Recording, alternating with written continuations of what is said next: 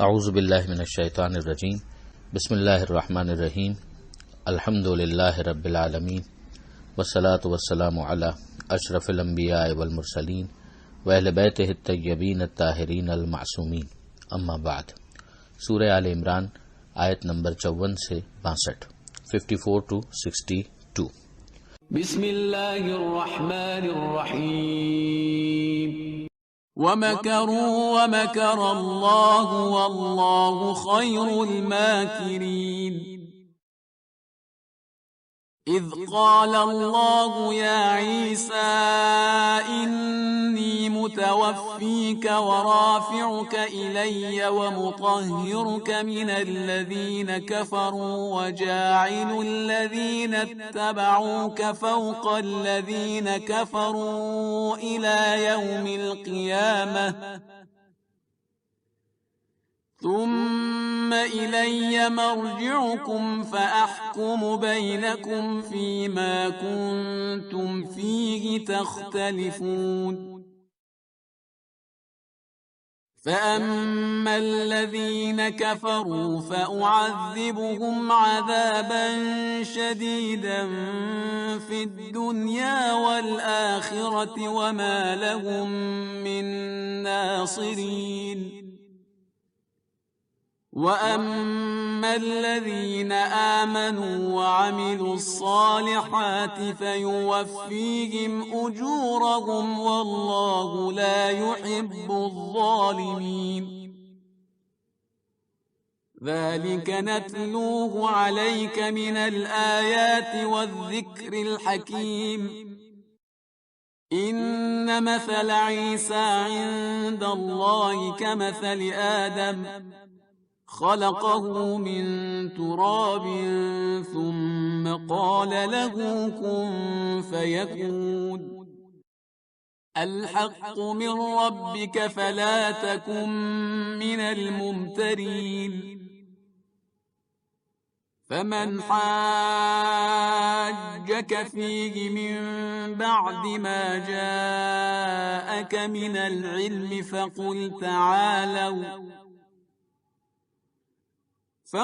تعالوا ندع أبناءنا وأبناءكم ونساءنا ونساءكم وأنفسنا وأنفسكم ثم نبتهل فنجعل لعنة الله على الكاذبين۔ إن هذا لهو القصص الحق وما من إله إلا الله وإن الله لهو العزيز الحكيم۔ حضرت عیسیٰ علیہ السلام سے متعلق ہی بات مزید آگے بڑھتی ہے۔ حواریین کا جو بیان تھا وہ پچھلے صفحے پر گزر چکا۔ اب ظاہر ہے کہ وہ افراد جو حضرت عیسیٰ علیہ السلام کو نقصان پہنچانا چاہ رہے تھے بنی اسرائیل میں سے، ان کے حوالے سے پروردگار عالم نے یہ ارشاد فرمایا کہ انہوں نے مکر کیا، اپنی سازشیں کی، اور ظاہر ہے کہ اللہ نے بھی اپنی تدبیر کی، اور اللہ سے بہتر کوئی تدبیر کرنے والا ہو نہیں سکتا، وہ خیر الماکرین ہے۔ اب اس کے بعد جو ہوا اسے خلاصتاً اس طرح سے بیان کیا گیا کہ اللہ نے کہا، اے عیسیٰ، میں آپ کو اپنی طرف بلا رہا ہوں اور آپ کو اپنی طرف بلند کر رہا ہوں۔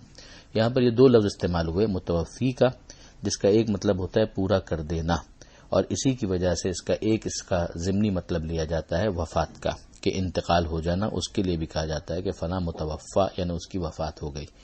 مگر اس کا یہی مطلب نہیں ہے، بلکہ اس کا مطلب ہے لے لینے کے، اور اس کے کسی عارضی موقع پر اگر کوئی مدت پوری ہو رہی ہو تو اسے بھی اس سے تعبیر کی جاتی ہے، جیسا کہ یہاں پر ایسا ہی معاملہ ہے، اور اس کی شرح خود اگلے لفظ کے اندر ہے کہ وہ رافعو کا الیہ، کہ میں آپ کو اپنی طرف بلند کر رہا ہوں، ورنہ ظاہر ہے کہ اس جملے کی کہنے کی کوئی ضرورت نہیں تھی۔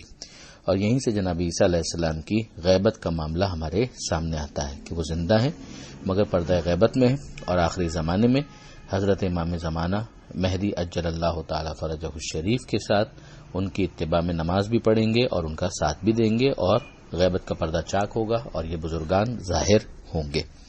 اب یہاں پر جو پروردگار عالم نے اگلی بات کی وہ یہ کہ وہ مطہروں کا من الذین کفروا، کہ کافروں کے مقابلے میں تمہیں پاکیزگی عطا کرتا ہوں، یعنی ان کی چالوں سے تمہیں بچاتا ہوں۔ اور پھر اس کے بعد یہ بھی ارشاد فرمایا کہ وَجَاعِلُ الَّذِينَ اتَّبَعُوكَ فَوْقَ الَّذِينَ كَفَرُوا إِلَى يَوْمِ الْقِيَامَةِ، کہ وہ جو اے عیسیٰ آپ کی اتباع کریں گے تو ان کو میں فوقیت دوں گا ان لوگوں پر کہ جنہوں نے کفر اختیار کیا قیامت کے دن تک۔ یہیں پر ہمارے لیے دو تین چیزیں اور واضح ہو جاتی ہیں کہ پردہ غیبت میں اگر کوئی چلا بھی جائے تو اس کی اتباع قابل امکان ہے، ایسا نہیں کہ اسے ناممکن سمجھا جائے، جیسے کہ حضرت عیسیٰ علیہ السلام کے کیس میں ہے کہ اگرچہ وہ پردہ غیبت میں ہے مگر اس کے باوجود یہ کہا گیا کہ ان کی اتباع کرنے والے۔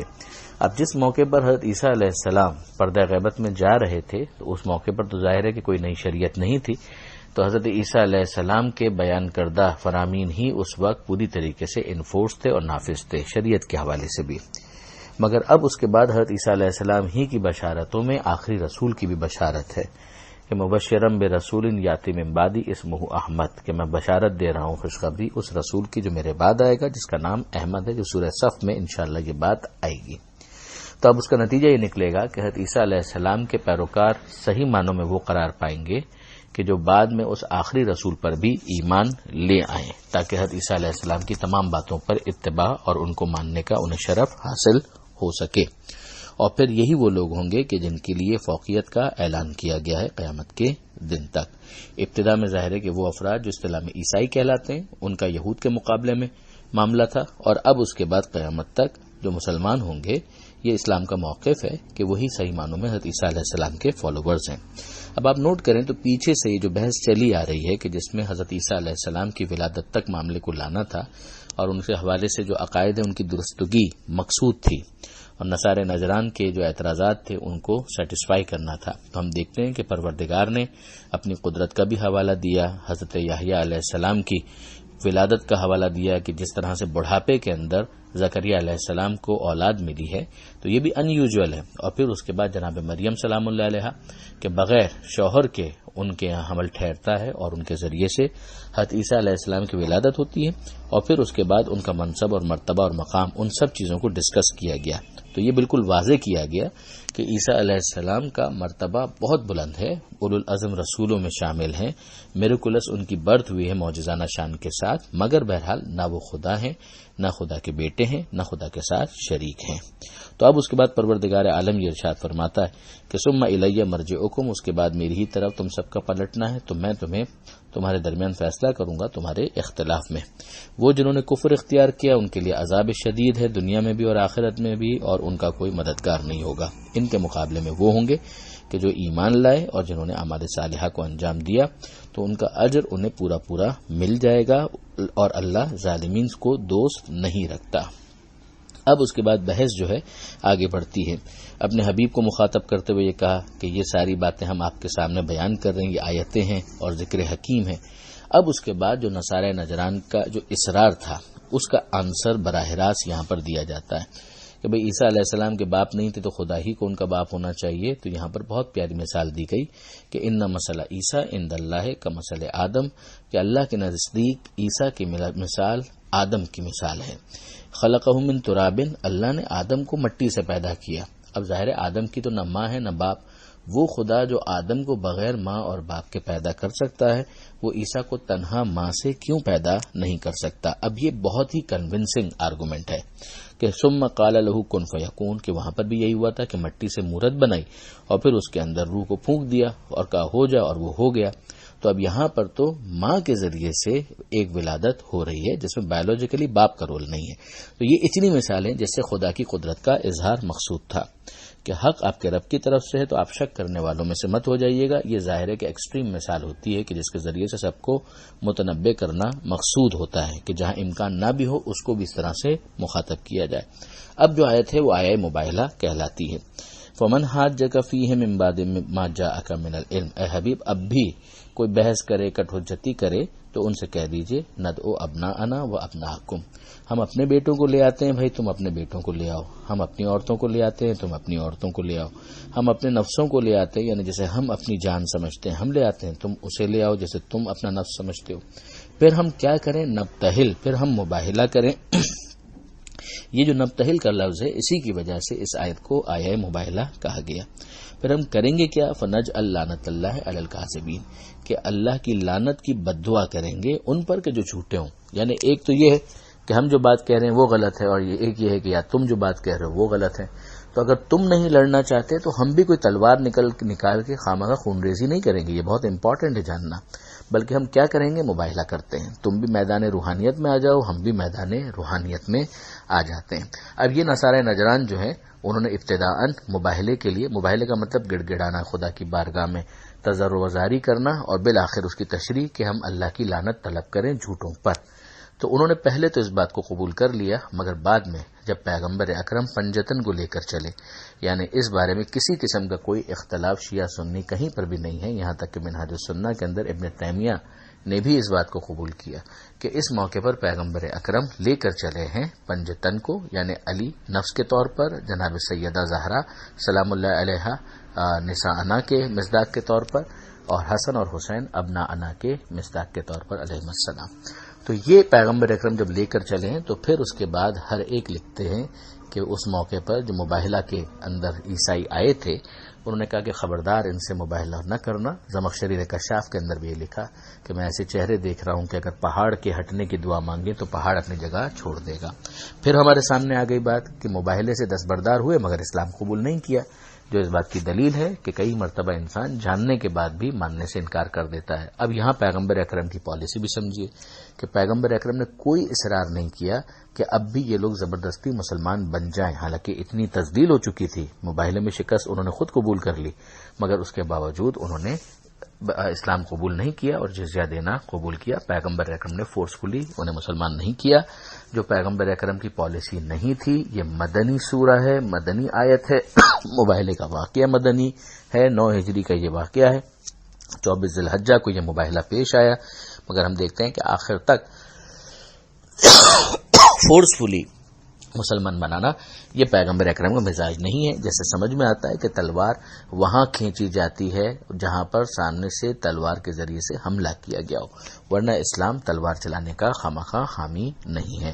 یہیں سے اہل بیت کی بہت بڑی فضیلت ہمارے سامنے آتی ہے کہ پروردگار عالم نے جب یہ کہا کہ ابنا انا، تو بیٹوں میں حضرت ابراہیم جو کہ پیغمبر اکرم کے صلبی بیٹے تھے جناب ماریہ قبطیہ کے ذریعے سے، مگر پیغمبر اکرم ان کو نہیں لے گئے. یہاں سے ہمیں سمجھ میں آتا ہے کہ یہ نبوت کے بیٹے تھے، یہ نبوت کے وارث تھے. اور پھر ہمارے سامنے ہے کہ پیغمبر اکرم علی کو لے کر گئے، مولا کو لے کر گئے علیہ السلام انفسنا کی منزل پر، اور نساء انا میں اگرچہ ازواج رسول موجود تھیں مگر اس کے باوجود پیغمبر اکرم ازواج رسول میں سے کسی کو لے کر نہیں گئے، اور لے کر گئے ہیں تو جناب سیدہ فاطمہ زہرا سلام اللہ علیہا کو. جس سے یہ بھی سمجھ میں آتا ہے کہ اہل بیت سے کیا مراد ہے، اور آیت تطہیر کی تشریح بھی ہو جاتی ہے کہ آیت تطہیر میں جو اہل بیت کہا گیا ان سے کون مراد ہو سکتے ہیں.